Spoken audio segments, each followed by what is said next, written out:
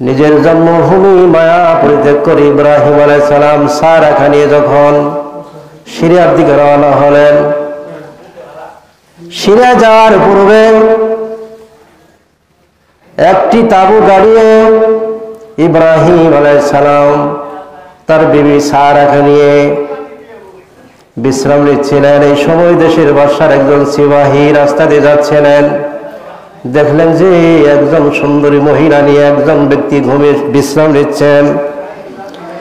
এই সংবাদ যখন ওই দেশের জালিম বাদশার কাছে যখন পৌঁছাইল, বাদশা নামদার এই দেশের মধ্যে একজন মানুষ এসেছে, তার সাথে একজন মহিলা আছে, সে এত সুন্দর, এত লাবণ্যময়, এত সুন্দরী। ওই দেশের বাদশার একটা কাজকর্ম ছিল, জালিম বাদশার কাজকর্ম ছিল, দেশের মধ্যে যদি কোনো সুন্দরী রূপসী মেয়ে দেখত, তাহলে ওই জালিম বাদশা ওই যুবতী মহিলাকে ডেকে নিয়ে বাড়িতে নিয়ে যায় তার ইজ্জত লন্ডন করতেন। তাফসীর ইবনে কাসির বর্ণনা এসেছে, যদি কোনো ব্যক্তি বোন পরিচয় দিতেন, তাহলে ওই জালিম বাদশা ওই মেয়ের সাথে কোনো অপকর্ম করতেন না। ওই জালিম বাদশা কোনো মহিলার সাথে এরকম ভাবে ইজ্জত হানি করত না যদি কোনো ব্যক্তি বোন পরিচয় দিতেন। এখন এই বাদশা নামদার পাঠিয়ে দিলেন, যা ওই ব্যক্তিকে আর ওই মেয়েটিকে নিয়ে আমার কাছে হাজির করো। অতঃপর বাদশার কথা অনুযায়ী ইব্রাহিম আলাইহিস সালামকে ডাকলেন এবং সাথী নিয়ে রওনা হলেন। তাকে বললেন, হে লোক, আমার দেশের বাদশা তোমাকে রেখেছে, হাজির হতে হবে। ইব্রাহিম আলাইহিস সালাম জানতেন, আল্লাহ তাআলা বলে দিয়েছিলেন যেই দেশের মধ্যে একজন বাদশা ছিল, সে বাদশাটা খুবই খারাপ। কোন মানুষ যদি দেখতেন, কোন নারীকে যদি সুন্দর দেখতেন, তাহলে জালিম বাদশা ওই নারীকে নিয়ে উপভোগ করতেন, ওই নারীকে ইজ্জত লন্ডন করতেন, নারীকে উপভোগ করতেন। ইব্রাহিম আলাইহিস সালাম যখন যাচ্ছে সিপাহীর সাথে, ইব্রাহিম আলাইহিস সালাম তার বিবি সাহারাকে বলেছিলেন, ও সাহারা, যখন ওই বাদশা জিজ্ঞাসা করবে যে তোমার সাথে যে লোকটি এসেছে সেই লোকটি কার, তুমি তার কি হও, তখন ইব্রাহিম আলাইহিস সালামকে বললেন, হে ইব্রাহিম, তোমার সাথে যে মহিলাটি আছে এই মহিলাটি তোমার কি হয়? ইব্রাহিম আলাইহিস সালাম বলেছিলেন সিপাহীকে, যিনি হলেন আমার বোন। অথচ ইব্রাহিম আলাইহিস সালামের বিবি সারা বোন কেন বললেন? আল্লাহ তাআলা সারা পৃথিবীর সকল মুসলমান ভাই ভাই, সকল মুসলমান নারীরা বোন, এই হিসেবে তিনি বোন পরিচয় দিয়েছিলেন। আর একটা বোন পরিচয় দিয়েছিলেন যে যদি কোন বাদশা, কোন মানুষ, কোন লোক যদি বোন পরিচয় দেয়, তাহলে ওই বাদশা ওই মহিলার সাথে কোনো অপকর্ম করত না, ওই বাদশা ওই মহিলার সাথে কোনো অপকর্ম করত না। এবার বোন পরিচয় দিলেন। আর ইব্রাহিম আলাইহিস সালাম সারাকে বলেছিলেন, সাহারা, যখন বাদশা তোমাকে জিজ্ঞাসা করবে যে লোকটি তোমার সাথে আছে তিনি তোমার কি হয়, আর তুমি পরিচয় দেবে সে আমার ভাই, আর তুমি তার কি হও, পরিচয় দিবে আমি হলাম তার বোন। ভাইয়ার বোন আমরা এবার বাদশার কাছে হাজির করা হলো। বাদশা জিজ্ঞাসা করলো, তোমরা কি হও? দুজনে বলেন ভাই বোন। কিন্তু জালিম বাদশা ভাই বোন পরিচয় দেওয়ার পরেও এই জালিম বাদশা অপকর্ম আর ছাড়ল না, অপকর্ম করবে, জেনা কাজ করবে। ইব্রাহিম আলাইহিস সালামের কাছ থেকে যখন সারাকে নিয়ে চলে গেলেন অন্তর্মহলে, বাদশা ভিতরে যখন নিয়ে গেলেন, সারাকে যখন নিয়ে গেলেন, আর ইব্রাহিম আলাইহিস সালাম আল্লাহর কাছে বললেন, সালাতে দাঁড়িয়ে, নামাজে দাঁড়িয়ে বললেন, ওয়াস্তাইনু বিস-সাবরি ওয়াস-সালাত। আল্লাহ বলেন, তোমরা ধৈর্য বিনয়ের সাথে আমার কাছে সালাতের মাধ্যমে সাহায্য চাও, ধৈর্য বিনয়ের মাধ্যমে আমার কাছে সাহায্য চাও, বিপদে পড়ে সাহায্য চাও, আমি আল্লাহ তোমাকে সাহায্য দিয়ে দিব, সাহায্য করব। এবার ইব্রাহিমের স্ত্রী সারাকে নিয়ে যখন অন্তর্মহলে চলে গেলেন বাদশা, তাফসীর ইবনে কাসিরে সূরা আম্বিয়ার মধ্যে বর্ণনা এসেছে, রাসূলুল্লাহ সাল্লাল্লাহু আলাইহি ওয়াসাল্লাম বলেন যে সারা পৃথিবীর মধ্যে সবচেয়ে সুন্দর ছিলেন সারা। এত লাবণ্যময় ছিলেন, এত সুন্দর ছিলেন। নবী সাল্লাল্লাহু আলাইহি ওয়াসাল্লাম হাদিসের মধ্যে ইরশাদ করেন, জিবরাইল মাধ্যমে বলে দিলেন, জিবরাইল বলে দিয়েছিলেন যে সারা এমন সুন্দর, এমন লাবণ্যময় ছিলেন, এটা দেখে ওই বাদশা সহ্য করতে পারে নাই। ইব্রাহিম আলাইহিস সালামের বিবি সারাকে নিয়ে যখন অন্তর্মহলে নিয়ে গেলেন বাদশা, যখন অন্তর্মহলে যাওয়ার পরে কেউ দেখবে না, কিন্তু সারা বললেন যে আল্লাহ তাআলা দেখবে, আর কেউ দেখবে না। যখন ওই দেশের বাদশা সারার দিকে অগ্রসর হলো ধরার জন্য, সারার দিকে যখন হেঁটে যাচ্ছে, সারার সাথে অপকর্ম করবে, জেনায় লিপ্ত হবে, যৌবন লন্ডন করবে। যখন এই দেশের বাদশা যখন যায় তার কাছে, বাদশা দাঁড়িয়ে যখন হেঁটে যাচ্ছে ধরার জন্য, আল্লাহ পাক পরওয়ারদিগার কি করলেন, ওই বাদশার হাত অবল হয়ে যায়, পা অবল হয়ে যায়, জমিনের মধ্যে গাঁটতে থাকে, এই নিচের দিকে যেতে থাকে। তখন ওই জালিম বাদশা সারাকে বলেছিলেন, সারা তুমি আল্লাহর কাছে দোয়া করো, আমার পক্ষ থেকে দোয়া করো, যাতে আমি ভালো হয়ে যায়। আমি ভালো হয়ে গেলে আমি তোমার সাথে আর কোনো অপকর্ম করবো না, জেনায় লিপ্ত হবো না। সারা কি করলেন, আল্লাহর কাছে দোয়া করলেন, আল্লাহ আমার কাছে অঙ্গীকার করেছে, তওবা করেছে, আর আমার সাথে অপকর্ম করবে না, জেনায় লিপ্ত হবে না। সারা আল্লাহর কাছে বললেন, আল্লাহ তুমি তাকে ভালো করে দাও। আল্লাহ পাক পরওয়ারদিগার দোয়া কবুল করে বাদশাকে ভালো করে দিলেন। ভালো হয়ে যাওয়ার পরে যখন ওঠা বসা চলাফেরা করতে থাকে, তখন আর তার মনে আর সহ্য হয় না, আবার যাচ্ছে সারাকে ধরার জন্য, জেনা করবে, তাকে অপকর্ম করবে। যখন আবার যায়, যাওয়ার সময় এবার ধরার জন্য যখন যায়, তখন চক্ষুটা অন্ধ হয়ে যায়, চক্ষু অন্ধ হয়ে যায়, কালো হয়ে যায়, তার কথাবার্তা বন্ধ হয়ে যায়, সকল কিছু তার কবল হয়ে যায়। এবার এই জালিম বাদশা আবার এই সারাকে বললেন, হে সারা, তুমি তোমার মাবুদকে, তুমি তোমার আল্লাহকে বলো, যাতে আমি ভালো হয়ে যাই। আমি ওয়াদা করলাম, আমি ভালো হয়ে গেলে আমি বাদশা তোমার সাথে কোনো অপকর্ম লিপ্ত হব না। আল্লাহর কাছে দোয়া করো, আমি যেন ভালো হয়ে যাই। এবার সারা আবার দোয়া করলেন, দোয়া করার পরে আল্লাহ পাক পরওয়ারদিগার দোয়া কবুল করে বাদশাকে ভালো করে দিলেন। চক্ষু ভালো হয়ে গেল, হাত ভালো হয়ে গেল, সকল কিছু ভালো হয়ে গেল, চলাফেরা সব কিছু করতে পারে।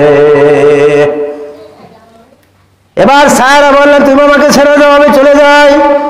এবার বাদশা বললেন, না না, তুমি কোথায় যাবে? তোমার এত সুন্দর লাবণ্যময় চেহারা আমি দেখে পাগল হয়ে গেলাম, তোমার সাথে আমি জেনায় লিপ্ত হব। আবার যখন যায় তাকে ধরার করে, দেখেন বারবার দোয়া করে আল্লাহ তাকে ভালো করে দেয়, আবার যায়, আবার দোয়া করে আল্লাহ ভালো করে দেয়। এবার যখন আবার যাচ্ছে তাকে ধরার জন্য, জেনায় উত্তপ্ত হয়ে তাকে ধরার জন্য যখন যায়, এবার ইব্রাহিম আলাইহিস সালাম একেবারে ধূলিসাৎ হয়ে জমিনে পড়ে যায়, জমিনে পড়ে গেল, আর উঠতে পারে না, কথা বলতে পারে না, খাওয়া দাওয়া চলাফেরা কিছুই করতে পারে না। এবার এই জালিম বাদশা সারাকে বললেন, সারা, আমি তোমাকে বারবার ধরার জন্য যাই, জেনা করার জন্য। প্রথমবার গেলাম তা আমি তোমাকে ধরতে পারলাম না, আমি অবল হয়ে গেলাম, কি কারণে হলাম তা জানি না। দ্বিতীয়বার গেলাম তা আমি অবল হয়ে যায়, কি কারণে অবল হয়ে তা আমি জানি না। তৃতীয়বার ভালো হয়ে গেলাম, দ্বিতীয়বার ভালো হয়ে গেলাম, প্রথমবার দোয়া করলাম ভালো হয়ে গেলাম, দ্বিতীয়বার আল্লাহর কাছে দোয়া করলাম ভালো হয়ে গেলাম, তৃতীয়বার আমি তোমার কাছে যাচ্ছি, তাও অবল হয়ে গেলাম, কি কারণে বুঝতে পারলাম না। এবার এই বাদশা সারাকে বললেন, সারা, তুমি আবার আল্লাহর কাছে দোয়া করো, তোমার প্রভুর কাছে, তোমার মা ওদের কাছে দোয়া করো, যাতে ভালো হয়ে যায়। এবার সারা বললেন, না না, আমি আর তোমার জন্য দোয়া করব না, তোমার খাসিয়ত ভালো না, তোমার চরিত্র ভালো না, প্রথমবার দোয়া করলাম ভালো হয়ে গেল, আবার দ্বিতীয়বার আসার জন্য উপদস্থ হয়ে গেল, আবার দোয়া করতে বললাম, আবার দোয়া করলাম ভালো হয়ে গেল, তৃতীয়বার তুমি আবার অবশ হয়ে গেল, এবার আমি আর তোমার জন্য দোয়া করব না। তুমি একজন খারাপ, তুমি একজন দুশ্চরিত্রা বাদশাহ, আমি তোমার কাছে আর দোয়া করবো, তুমি ধ্বংস হয়ে যাও। এবার বারবার অনুনয় বিনয় করে বলতে লাগলেন, সাহারা তুমি আমার আল্লাহ কাছে, তুমি তোমার প্রভুর কাছে দোয়া করো, আমার আল্লাহ নয়। কিন্তু ওই বাদশাহ আল্লাহ দাবি করেছিলেন। আর বাদশাহ বারবার বলে, হে বাদশাহ, বারবার বলে সাহারাকে তুমি তোমার আল্লাহকে বলো যাতে আমি ভালো হয়ে যাই। কিন্তু সাহারা বললেন, না আমি দোয়া করবো না ভালো হওয়ার জন্য। বারবার বলতে থাকে। এবার খাস অঙ্গীকার করলেন, ও সাহারা তুমি আমার জন্য দোয়া করো, আমার দরবারে, আমার রাজ দরবারে যে একটা মহিলা আছে তার নাম হলো হাজেরা, এই হাজেরাকে তোমার সাথে আমি দিয়ে দিব তোমাদের খেদমত করার জন্য। আমার দরবারে আমার কাছে একজন মহিলা আছে, তিনিও সুন্দর, যে তার নাম হলো হাজেরা, আমি এই হাজেরাকে তোমাকে দিয়ে দিব তোমার খেদমত করার জন্য, ইব্রাহিম আলাইহিস সালামের খেদমতের জন্য, আর তোমার খেদমতের জন্য যে আমার কাছে হাজেরা আছে, এই হাজেরাকে তোমার সাথী বানায় দিব। তুমি একটু দোয়া করো আল্লাহর কাছে, এর বিনিময়ে তুমি একটু দোয়া করো। এবার অঙ্গে করলেন, ঠিক আছে, বলে হ্যাঁ ঠিক, আমার কাছে যে হাজেরা আছে এই মহিলাকে আমি তোমাদের সাথে দিয়ে দেব। এবার আল্লাহর কাছে দোয়া করলেন, আল্লাহ বারবার আমার কাছে বলে ক্ষমা প্রার্থনার জন্য অঙ্গীকার করেছে, আর আমার সাথে জেনায় অপকর্ম হবে না। এবার আল্লাহর কাছে বললেন, আল্লাহ তুমি জালিম বাদশাকে ভালো করে দাও। এবার দোয়া করলেন আল্লাহর কাছে, দোয়া করতে করতে দেরি হলো না, জালিম বাদশা ভালো হইতে আর দেরি হলো না, ভালো হয়ে গেল। জালিম বাদশা কি গেল? ভালো হয়ে গেল। এবার ভালো হয়ে যাওয়ার পরে ওই সিপাহীকে ডাকলেন, হ্যাঁ সিপাহী কোথায়, দিকে আসো। কাছে গেলেন, যাওয়ার পরে বললেন, ও সিপাহী তুমি একজন এই মহিলা কিনে আসছো, এই মহিলার কাছে যখনই যায় আমার কোনো হুঁশ থাকে না, আমার হাত পা গুলি গোলা হয়ে যায়, হাত পা গুলি প্যারালাইজিস হয়ে যায়, যখনই যায় তখনই আমার উপরে গজব আসে, বের করে দেয় আমার দরবার থেকে। এবার সাহারা তার সাথে হাজেরাকে দিয়ে দিলেন। হাজেরাকে সাথে নিয়ে যখন বের হয়ে গেল, তখন ইব্রাহিম আলাইহিস সালাম সাহারাকে বললেন, সাহারা তোমার কি অবস্থা? তখন সাহারা বললেন, আল্লাহ পাক পরওয়ারদিগার আমাকে হেফাজত করেছে, ওয়াস্তাঈনু বিস-সাবরি ওয়াস-সালাত ইন্নাল্লাহা মা'আস-সাবিরিন। ধৈর্য এবং বীরের মাধ্যমে তোমরা আল্লাহর সাহায্য চাও, মুসিবতে পড়লে আল্লাহর সাহায্য চাও, রোগাক্রান্ত হলে আল্লাহর কাছে সাহায্য চাও, মুসিবতে পড়লে আল্লাহর কাছে সাহায্য চাও, বালা আসলে আল্লাহর কাছে সাহায্য চাও, রোগ আসলে আল্লাহর কাছে সাহায্য চাও, কিসের মাধ্যমে? ওয়াস্তাঈনু বিস-সাবরি ওয়াস-সালাত, সালাতের মাধ্যমে আল্লাহর কাছে সাহায্য যেতে হবে।